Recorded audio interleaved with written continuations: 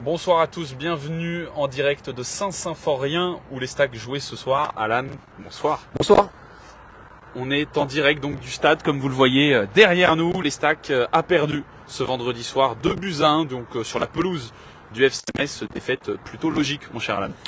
Ouais, défaite logique avec une réduction du score dans les arrêts de jeu et là où les Stacks pouvaient s'estimer légitimement frustrés lors des derniers revers face à des gros du championnat, je pense à Paris, à Lorient et à Guingamp.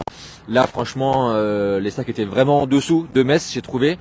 Et en fait, les regrets ne tiennent qu'à ces dernières secondes où les Stacks a eu une dernière lueur d'espoir, mais bien trop tard pour espérer ramener mieux qu'une défaite malheureusement d'ici. Voilà, vous connaissez le direct que l'on va faire. On va vous raconter, on va déjà faire l'analyse du match selon nous. N'hésitez pas à partager vos messages, interagir avec nous. Et aussi, on va aussi vous raconter les coulisses, les réactions des entraîneurs, des joueurs qu'on a pu avoir en zone mixte. Et effectivement, tous les joueurs allaient dans ce sens-là. La réaction bien trop tardive des Troyens. La deuxième mi-temps qui était peut-être meilleure. Mais effectivement, les Stacks a réagi trop tard. Pour ceux qui ont pu suivre le match, c'est vrai qu'il y a eu que quelques frappes. En fait, il y a eu une première occasion au bout de 1 minute 30 de la part d'Irier et là on s'est dit tiens, les Stacks commencent bien son match dans la lignée aussi de ce qu'elle proposait depuis quelques semaines, même plus. Et en fait, c'était la première et dernière incursion troyenne de la première mi-temps. En deuxième mi-temps, il y a eu quelques tirs cadrés et puis, mais surtout en fait, ces arrêts de jeu qui laissent des regrets parce qu'on se dit pourquoi finalement avoir presque plus montré en 5 minutes d'arrêt de jeu qu'en 90 minutes. Voilà. Parce que pour ceux qui n'ont pas pu suivre, Assoumou touche la barre transversale, Depréville marque et puis un Messin alors sur une action où l'arbitre aurait pu laisser l'avantage, un Messin se fait expulser pour un gros tacle, un attentat comme on entend parfois dans le football sur Youssouf Mchangama. C'est étonnant en fait qu'il ait fallu attendre si tard pour voir un peu de vitalité, un peu d'allant, un peu d'énergie. Mais les Stacks étaient clairement en dedans. C'était l'impression première qui m'a laissé cette rencontre, c'est en dedans.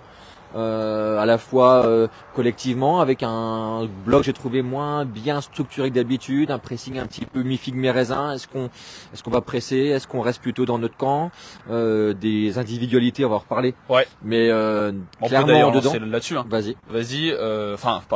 J'y vais. C'est vrai que Rafiki Saïd était aligné.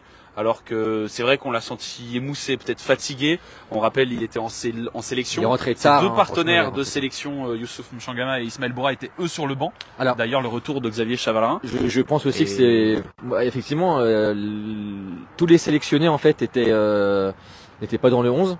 Hormis les deux ailiers. Ouais, ce qui fait dire aussi qu'en fait leurs remplaçants naturels sont tellement en dessous en termes de niveau que l'entraîneur en fait il est un peu obligé de les mettre ces deux principales armes et en fait ils ont fait zéro différence les deux, mais vraiment zéro pour le coup. C'était vraiment compliqué. J'ai pas souvenir d'une action, d'un dribble réussi par l'un des deux. Vraiment un match compliqué. Et Idrissi a lui aussi une première mi-temps très compliquée, un peu mieux en deuxième, il obtenait un peu des fautes, mais une première mi-temps très compliquée, il n'arrivait pas à garder les ballons. En fait, Idrissi il court partout, il saute partout. Et par contre, dès que le ballon lui arrive dessus, c'est un peu plus compliqué. Donc c'est quand même un peu dur pour un numéro 9 à sa décharge. Il a souvent, j'ai trouvé, été un peu envoyé au casse-pipe par du gelon, beaucoup de gelon sur lui. Il a été au duel, tout ça, mais par contre même dans les pieds, il a gardé très peu de ballons et c'est sur une perte de balle que Metz marque en contre en fait. C'est ça qui est un petit peu étonnant, c'est que Metz qui jouait quand même à sa main sur cette première période marque en contre par le joueur le plus talentueux du terrain, c'est Gauthier Hein qui vient crucifier les Stacks juste avant la mi-temps. Voilà, et deuxième but, Ismaël Boura qui se fait prendre dans une feinte de frappe ou frappe ratée d'un Messin, je sais pas trop. Alors je vais faire le geste, un peu qu'on nous dit de pas faire à l'école de foot, c'est sur une feinte de frappe, il se retourne complètement, pardon pour le plan, il se retourne complètement comme ça, et ce qui laisse Jalot face à le maître, et il peut ajuster le maître à sa convenance, et franchement j'ai trouvé que c'était limite vraiment pour un défenseur, encore si c'est comme ça un milieu ou un avançant qui défend comme ça, voilà. Mais là un défenseur qui défend comme ça devant son but, c'est vraiment décevant Ouais, match compliqué pour les Stacks, vous l'avez compris. Pourtant on en parlait, c'était un peu l'accroche et le jeu de mots qu'on a entendu énormément de fois ici au stade Saint-Symphorien. Jamais 203 avec le jeu de mots de la ville de Troyes, vous l'avez compris, parce que l'Estac, c'était la 3e fois que l'Estac affrontait le FC Metz cette saison. L'Estac avait gagné les 2 premiers, une fois en championnat, match de la phase aller, et une fois en Coupe de France. Et là, voilà, on a vraiment senti, moi je trouve, un écart de niveau, tu le disais en introduction. Ouais. Mais autant contre le Paris FC, contre l'Orient, l'Estac avait perdu contre un gros du championnat, mais n'était pas si loin. Là, vraiment, malgré le but qui réduit l'écart à la fin et qui sera important, on parlera du classement après, mais en fait, on a retrouvé un peu une Estac comme on l'avait vu il y a maintenant quelques mois, c'est-à-dire un peu impuissante.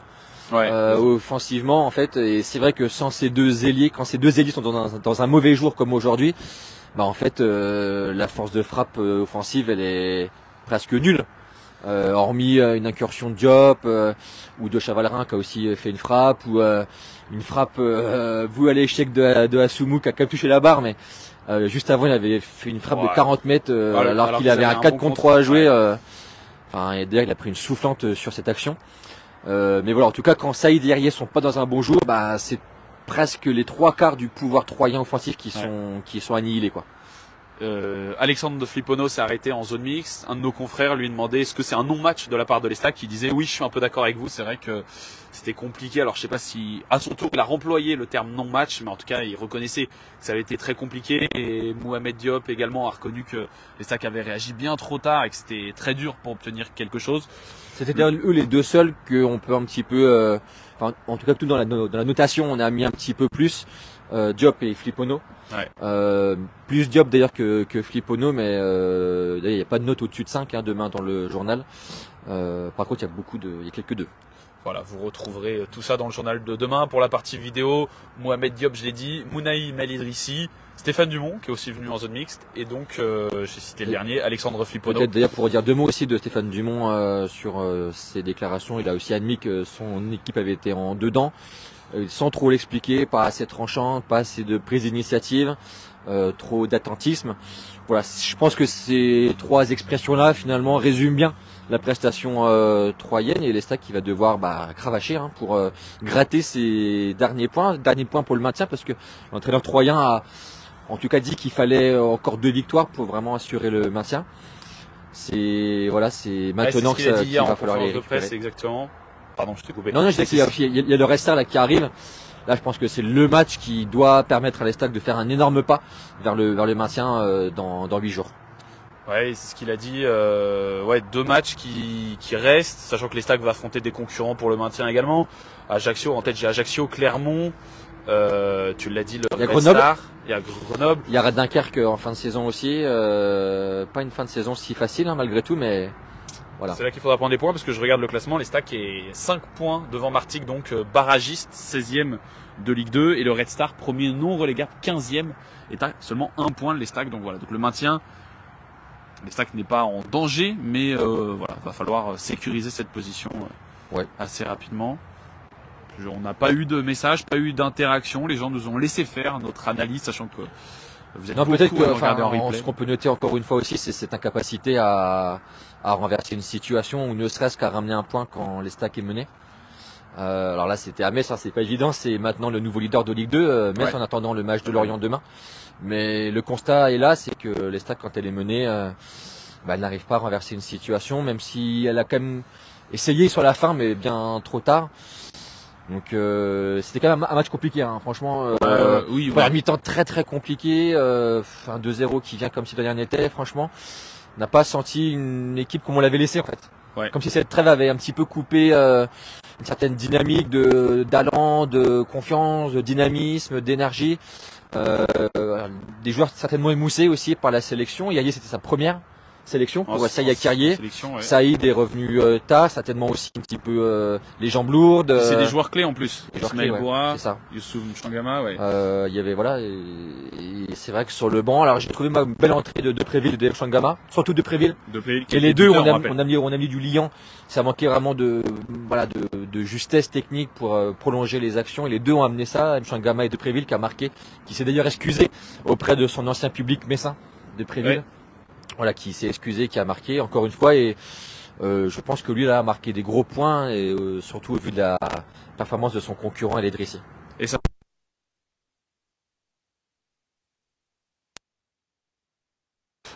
Selon Stéphane Dumont, allez bien, il y aura des tests qui seront faits, mais ça avait l'air d'aller. Enfin, il a dit en tout cas que ça avait l'air d'aller. Voilà, c'était un gros tacle, hein, en fait, pour ceux qui n'ont pas vu l'action. Dernière chance pour 3 et attentat, comme tu l'as dit, de Kwao.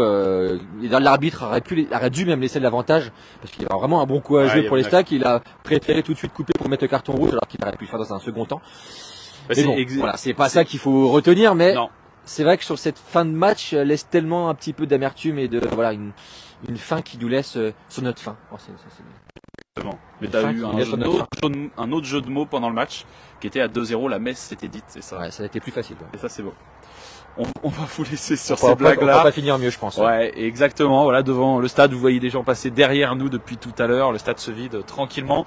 Prochain rendez-vous de les Stacks, samedi à 20h, horaire, enfin même jour, un peu inhabituel, horaire habituel à 20h, mais samedi soir contre le Red Star à domicile. Avec les célébrations donc des anniversaires, donc les 125 ans du club troyen et les 100 ans du Stade de l'Aube avec beaucoup d'anciens joueurs, d'anciennes vedettes.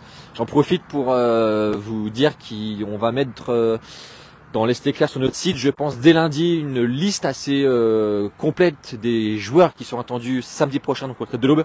Une liste qui sera encore à compléter, mais déjà avec des noms sympas. Il y a déjà des noms qu'on a déjà fuités, bien sûr, mais il y aura Roten, il y aura des joueurs comme ça. Il y aura même d'autres vedettes qui vont de très loin.